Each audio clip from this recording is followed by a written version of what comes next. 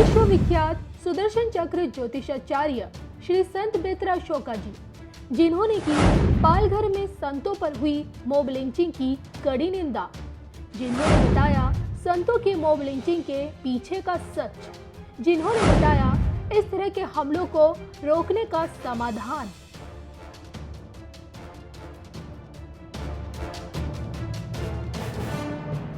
नमस्कार।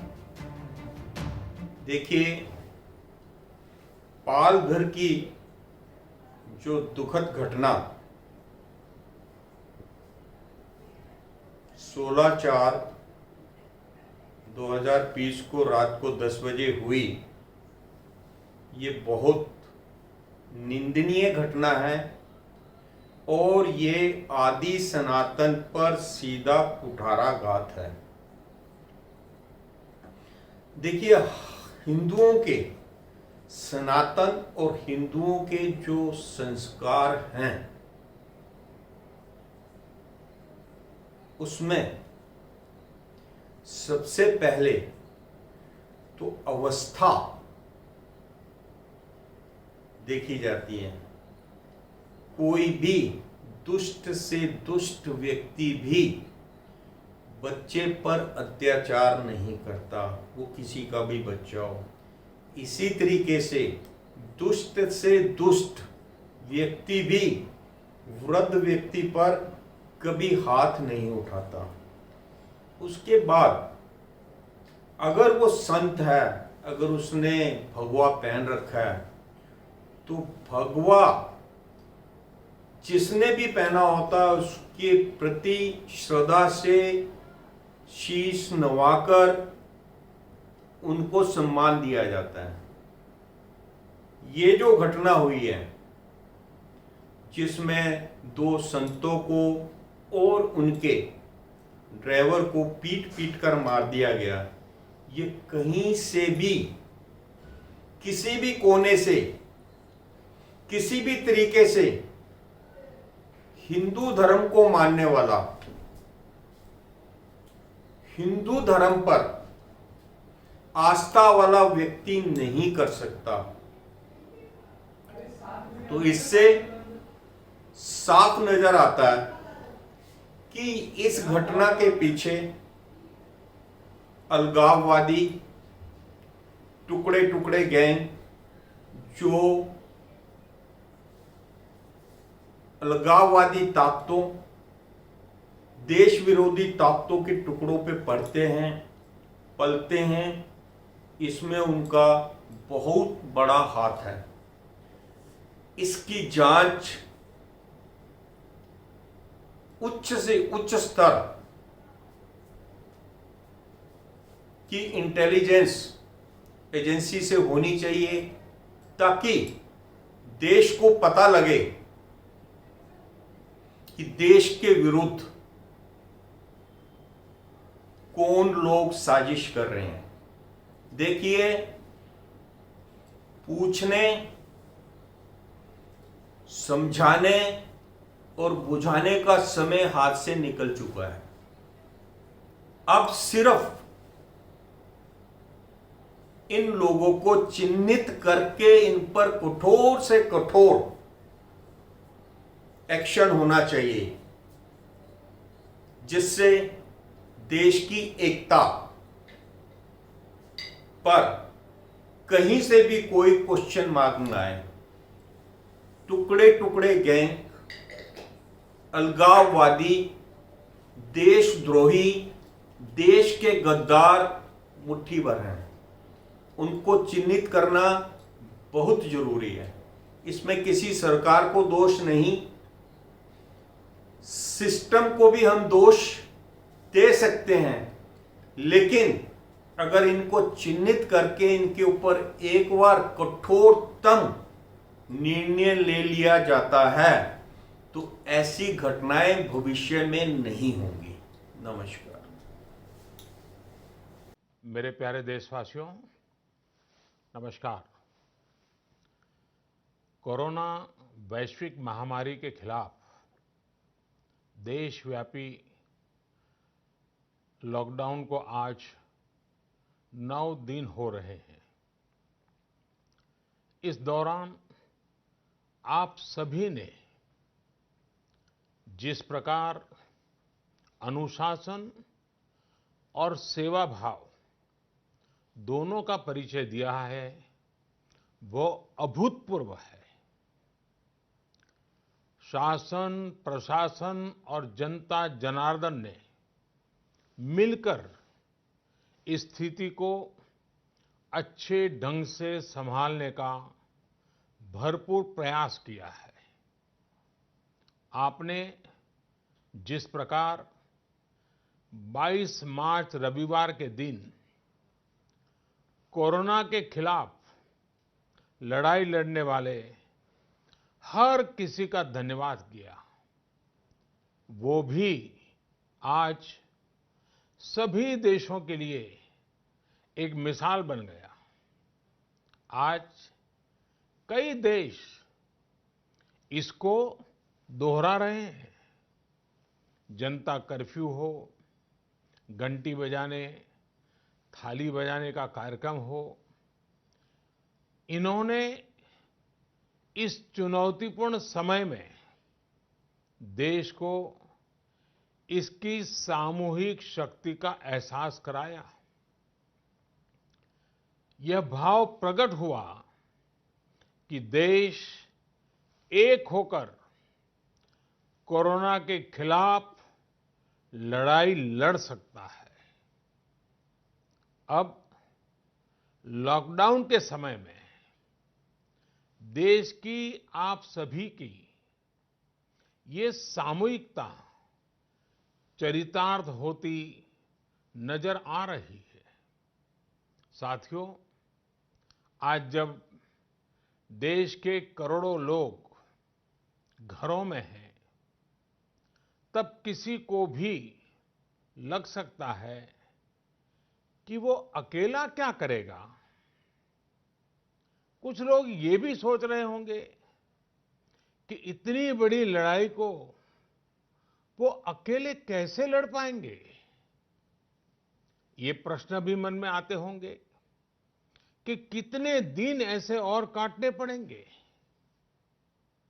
साथियों, ये लॉकडाउन का समय जरूर है। हम अपने अपने घरों में जरूर हैं, लेकिन हम में से कोई अकेला नहीं है। 130 करोड़ देशवासियों की सामूहिक शक्ति हर व्यक्ति के साथ है, हर व्यक्ति का संबल है। समय समय पर देशवासियों की इस सामूहिक शक्ति की विराटता, इसकी भव्यता और इसकी दिव्यता की अनुभूति करना आवश्यक है। साथियों, हमारे यहां माना जाता है कि जनता जनार्दन ईश्वर का ही रूप होती है। इसलिए जब देश इतनी बड़ी लड़ाई लड़ रहा हो, तो ऐसी लड़ाई में बार बार जनता रूपी महाशक्ति का, विराट स्वरूप का साक्षात करते रहना चाहिए। ये साक्षात्कार हमें मनोबल देता है, लक्ष्य देता है और उसकी प्राप्ति के लिए ऊर्जा भी देता है। हमारा मार्ग और अधिक स्पष्ट करता है। साथियों, कोरोना महामारी से फैले अंधकार के बीच हमें निरंतर प्रकाश की ओर जाना है। जो इस कोरोना संकट से सबसे ज्यादा प्रभावित है, हमारे गरीब भाई बहन, उन्हें कोरोना संकट से पैदा हुई निराशा से आशा की तरफ ले जाना है। इस कोरोना संकट से जो अंधकार और अनिश्चितता पैदा हुई है, उसे समाप्त करके हमें उजाले और निश्चितता की तरफ बढ़ना है।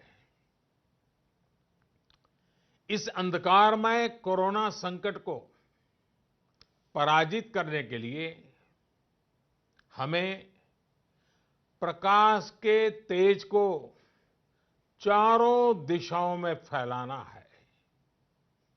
और इसलिए इस संडे 5 अप्रैल को हम सबको मिलकर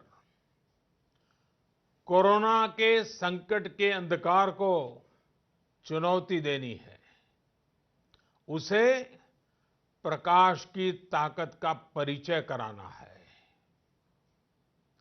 इस 5 अप्रैल को हमें 130 करोड़ देशवासियों की महाशक्ति का जागरण करना है। 130 करोड़ देशवासियों के महासंकल्प को नई ऊंचाइयों पर ले जाना है। 5 अप्रैल रविवार को रात 9 बजे मैं आप सबके 9 मिनट चाहता हूं। ध्यान से सुनिएगा। 5 अप्रैल को रविवार को रात 9 बजे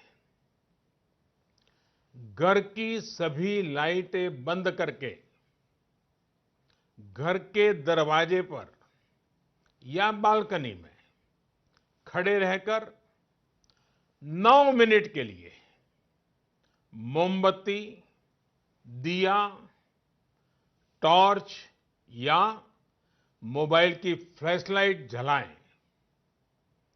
मैं फिर कहूंगा, मोमबत्ती, दिया, टॉर्च या मोबाइल की फ्लैशलाइट 5 अप्रैल को रात को 9 बजे 9 मिनट तक जरूर जलाएं। और उस समय यदि घर की सभी लाइटें बंद करेंगे, चारों तरफ जब हर व्यक्ति एक एक दिया जलाएगा, तब प्रकाश की उस महाशक्ति का एहसास होगा, जिसमें एक ही मकसद से हम सब लड़ रहे हैं, ये उजागर होगा। उस प्रकाश में, उस रोशनी में, उस उजाले में हम अपने मन में ये संकल्प करें कि हम अकेले नहीं हैं। हम अकेले नहीं हैं। कोई भी अकेला नहीं है। 130 करोड़ देशवासी एक ही संकल्प के साथ कृत संकल्प है। साथियों, मेरी एक और प्रार्थना है। इस आयोजन के समय किसी को भी कहीं पर भी इकट्ठा नहीं होना है। रास्तों में, गलियों में या मोहल्लों में नहीं जाना है। अपने घर के दरवाजे, बालकनी से ही इसे करना है। सोशल डिस्टेंसिंग की लक्ष्मण रेखा को कभी भी लांघना नहीं है। सोशल डिस्टेंसिंग को किसी भी हालत में तोड़ना नहीं है। कोरोना की चेन तोड़ने का यही रामबाण इलाज है। इसलिए 5 अप्रैल रविवार को रात 9 बजे कुछ पल अकेले बैठकर मां भारती का स्मरण कीजिए। 130 करोड़ देशवासियों के चेहरों की कल्पना कीजिए। 130 करोड़ देशवासियों की सामूहिकता, इस महाशक्ति का एहसास कीजिए। ये हमें संकट की इस घड़ी से लड़ने की ताकत देगा और जीतने का आत्मविश्वास भी। हमारे यहां कहा गया है, उत्साहो बलवान आर्य, न अस्ति उत्साह परम बलम, स उत्साहस्य लोकेषु न किंचित अपि दुर्लभम। यानी हमारे उत्साह, हमारी स्पिरिट से बढ़कर के दुनिया में कोई फोर्स नहीं होता है। दुनिया में ऐसा कुछ भी नहीं है जो हम इस ताकत से हासिल न कर पाए। आइए साथ आकर, साथ मिलकर कोरोना को हराएं